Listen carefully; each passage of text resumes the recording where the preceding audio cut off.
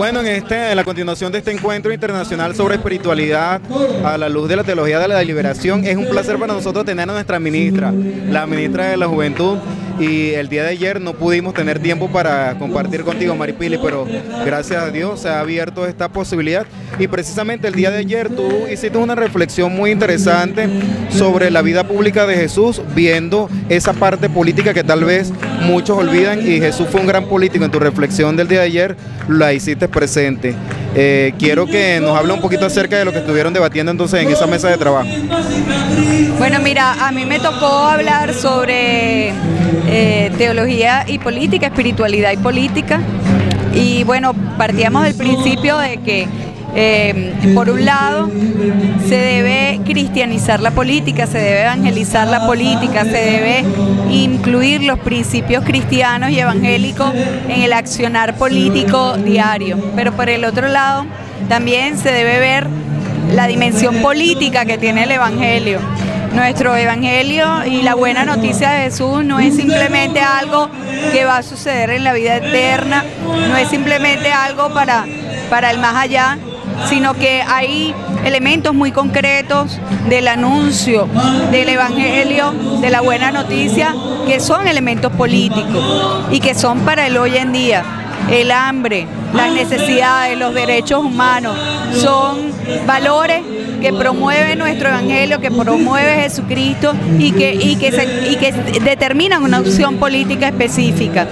Y en ese sentido también hay que tener cuidado de no correr el riesgo de reducir a Jesucristo simplemente a un líder político, porque Jesús es absolutamente hombre, pero también es absolutamente Dios. Entonces no podemos ver a Jesús simplemente como un líder político, porque fue muchísimo más que eso.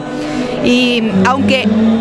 el planteamiento del evangelio tiene profundas raíces de orden político en cuanto a la transformación de nuestra realidad, en cuanto al amor al prójimo en algo concreto, no en algo platónico, sino en acciones concretas como tuve hambre y me diste de comer, tuve sed y me diste de beber, estaba enfermo y me visitaste. Son acciones concretas del día a día que se nos piden en el hoy.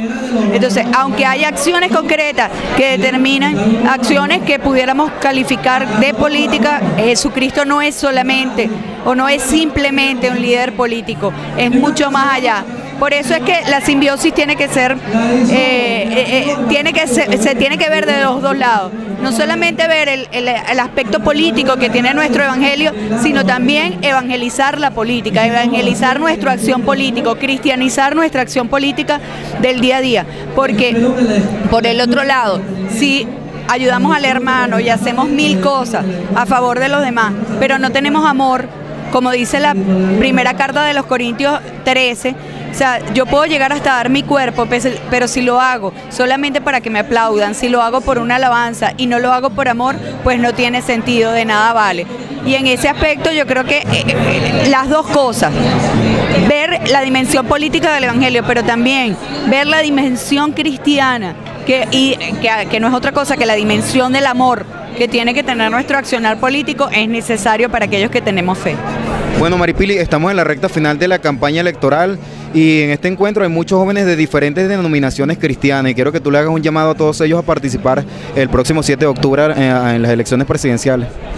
Sí, bueno, yo creo que la juventud hoy en día cada día está más consciente de la importancia que tiene